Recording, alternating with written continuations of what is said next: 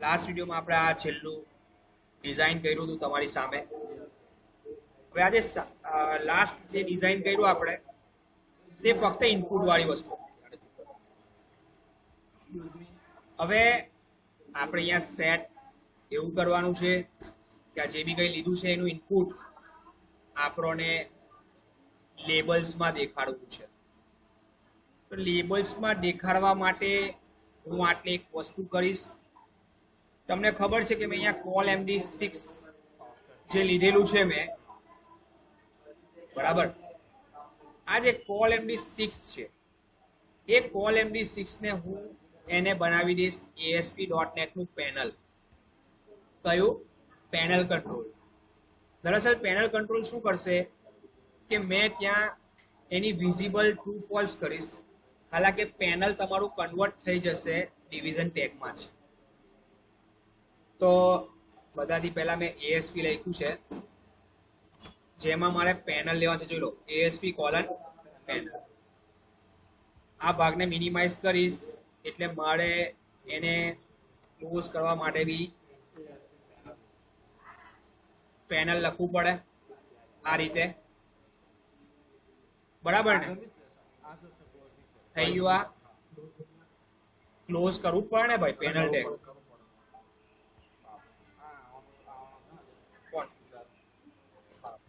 થઈ ગયું આટલું કામ.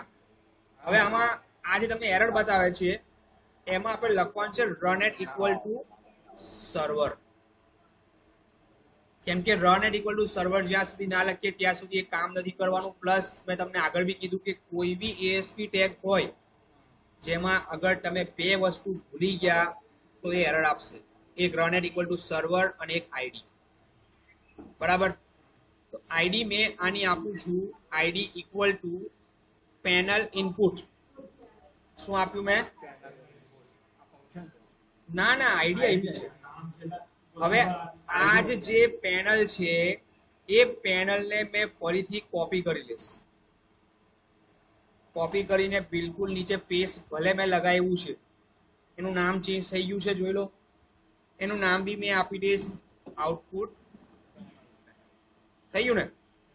કાર્ડ આવશે, બરાબર, કાર્ડ આવશે, પણ એના અંદર કોઈ વસ્તુ મારે લેવાની જરૂર નથી. તો હું એને અહીંયાથી આ બધી જ વસ્તુને રિમૂવ કરી નાખીશ. થઈ ગયું? અત્યારે આપણે આ પેજને રિફ્રેશ કરીશું ને તો એ કેવું દેખાશે પહેલા જોઈ લો. આવી રીતે દેખાય છે. હવે હું તમને એક વસ્તુ કહીશ કે મેં કરવા શું માંગુ છું. અહીંયા જ્યારે ઇનપુટ કરતો હશે ત્યારે આ પેનલ મારી ગાયબ થઈ ગઈ હશે, અને જ્યારે હું બટન પર ક્લિક કરીશ આ ભાગ મારો ગાયબ થઈને જે તમે ઇનપુટ કર્યું હશે એ ત્યાં ડિસ્પ્લે થઈ જશે. બરાબર છે? એક જ પેજમાં. તો મેં તમને કીધું કે ઇનપુટ પહેલાથી ખુલવું જોઈએ, તો એનો મતલબ આઉટપુટને મારે બંધ કરી દેવું પડે.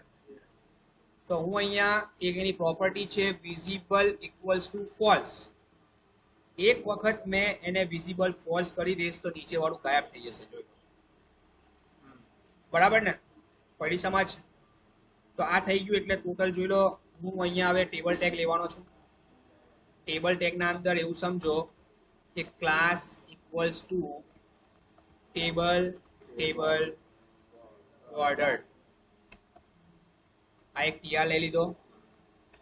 TR માં ફર્સ્ટ TH લઈ લઈશ અને પછી બીજો TD લઈશ. બરાબર છે?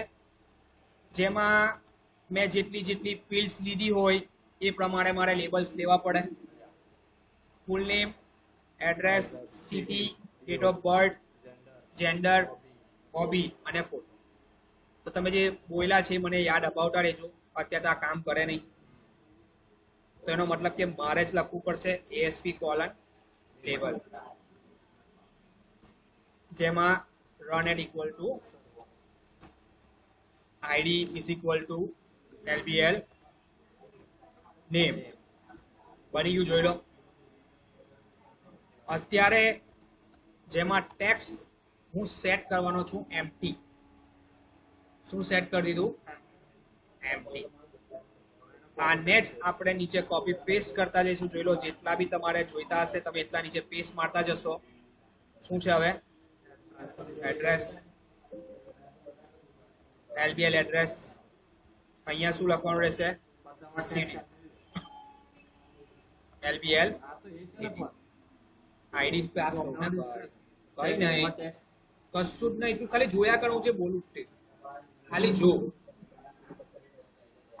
સીડી પછી શું આવશે જેન્ડર જેન્ડર કરતા પહેલા આપણે ડેટ ઓફ બર્થ લઈ લઈએ DOB પછી જેન્ડર પછી શું છે હોબીઝ થઈ ગયું હોબીઝ આ લઈ લીધું લાસ્ટમાં એક ફોટો બાકી ફોટો માટે આપણે એક કામ કરીએ અને ટોપમાં બતાવી દઈએ એના અંદર પહેલો જે છે એને હું એમ્પ્ટી રાખીશ એમ્પ્ટી કરી દીધો મારે કોઈ જરૂર નથી એટલા માટે અને અહીંયા ઇમેજ ટેગ લેવાનો છું એટલે ASP colon image ID is equal two IMG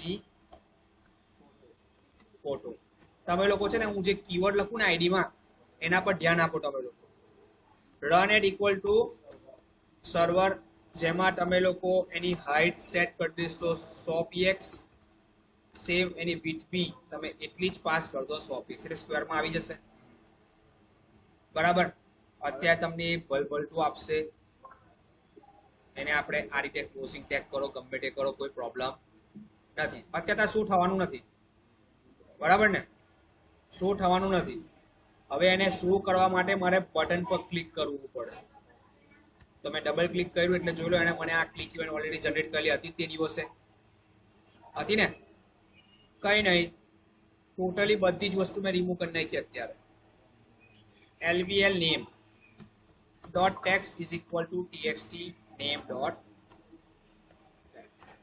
text બરાબર છે આજે લખ્યું તે મેં એના પછી LBL address dot text is equal to txt address dot text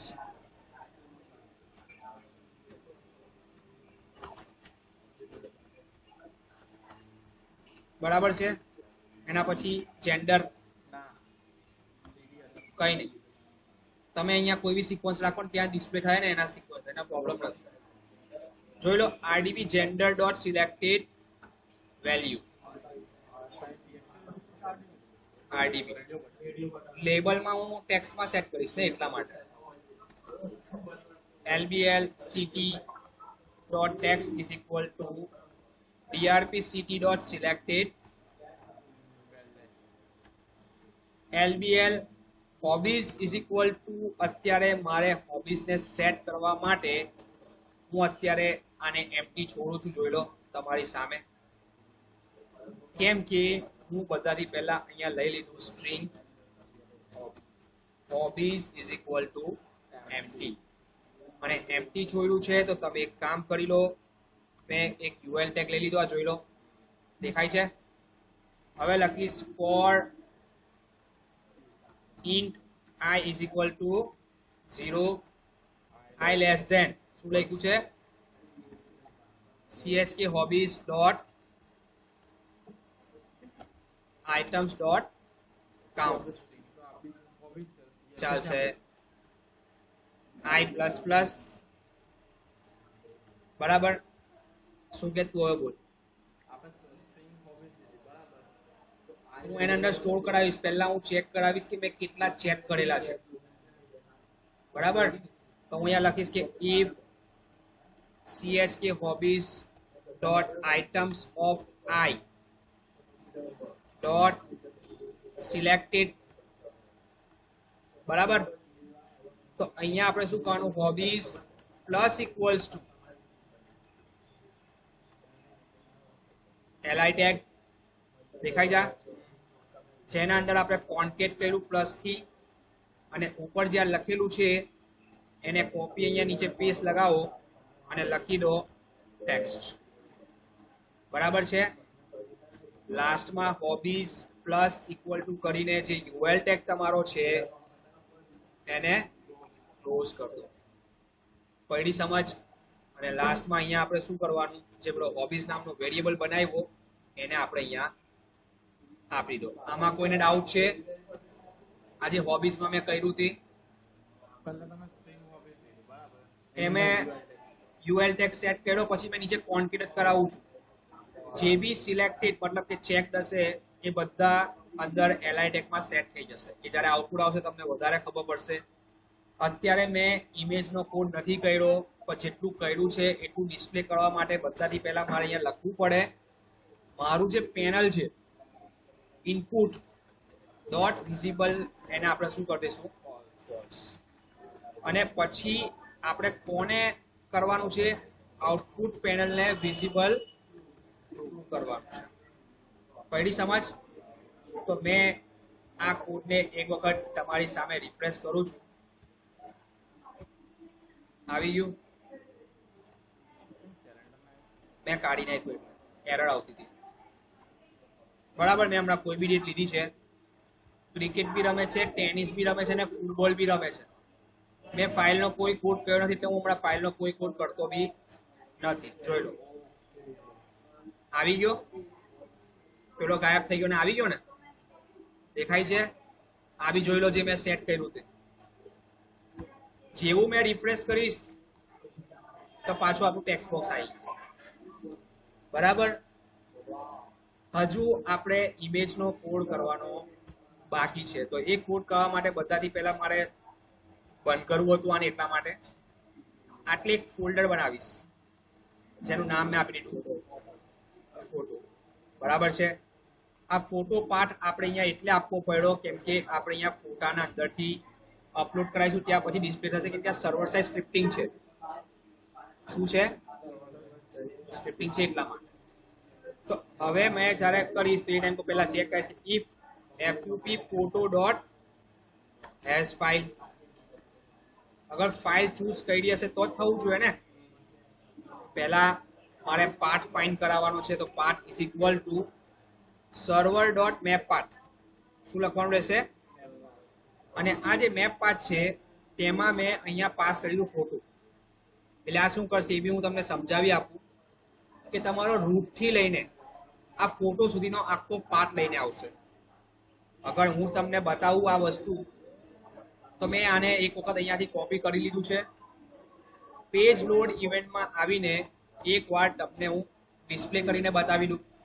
બરાબર ને? તો રિસ્પોન્સ ડોટ રાઇટ કરીને સ્ક્રિપ્ટ ટેગ લઈ લીધો આપણે. આ સ્ક્રિપ્ટ ટેગમાં એલર્ટ પાથ. બરાબર છે. તમને ખાલી પાઠ બતાવવા માટે આ વસ્તુ મેં કરી રહેલો છું. આવી ગયો, જોઈ લો. છે ને? D drive ASP website photo slash એટલા માટે નથી આવતું કેમ કે ડેન્જરસ ટેગને ઇગ્નોર કરે છે. બરાબર? ઇગ્નોર કરે છે એટલા માટે. પણ હું તમને અહીંયા ડિબગ પોઈન્ટ કરીને બતાવું તો તમને વધારે ક્લિયર થશે. આવી ગયો ડિબગ પોઈન્ટ.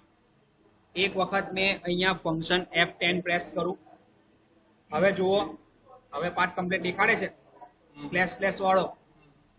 એ તો પેલું જાવાસ્ક્રિપ્ટ છે એટલે સ્લેશને ઇગ્નોર કરે છે.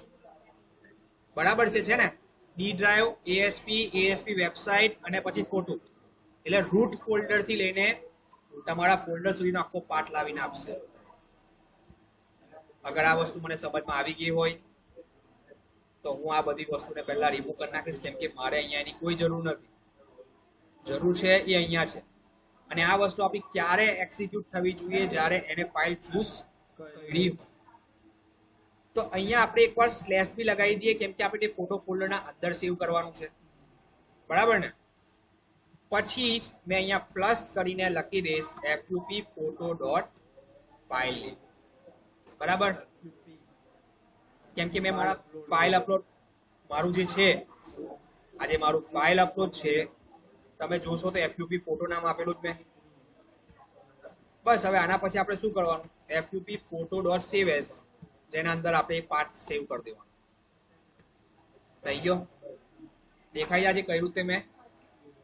આના પછી image photo dot image URL is equal two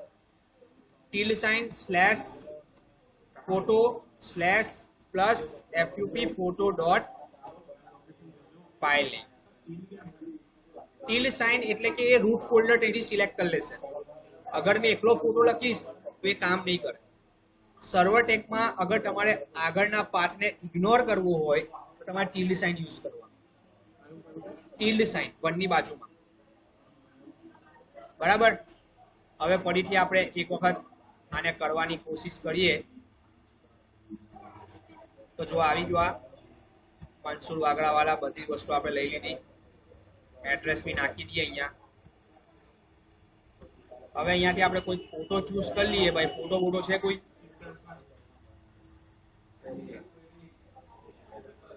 ચાલો આ લીધો. ઓકે કર્યું. WBP છે. ચાલો કોઈ સ્ક્રીનશોટ લઈ લો. બરાબર ને? આ સ્ક્રીનશોટ લીધો મેં. ફોટો બી આવી ગયો. દેખાય છે? મેં તમને સિમ્પલ ફોર્મ બતાવ્યું છે કે કેવી રીતે કયા કંટ્રોલની વેલ્યુ આપણે લઈશું. એ વસ્તુ આપણે અહીંયા સેટઅપ કરી છે. પડી સમજ? વિડિયો ચાલુ છે. સમજ પડી? તો આપણે ઇમેજ બી અપલોડ કરી. તમને મેં બતાવ્યું કે તમે ઇમેજ કેવી રીતે અંદર અપલોડ કરશો. બરાબર છે? સમજ પડી ને? તો આ જે કોડ છે મેં તમારી સામે જે કર્યો, આમાં તમને બીજા બધા કોડ સેમ લાગ્યા હશે.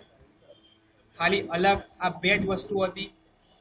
એક ફોટો વાળી, એક ચેકબોક્સ વાળી.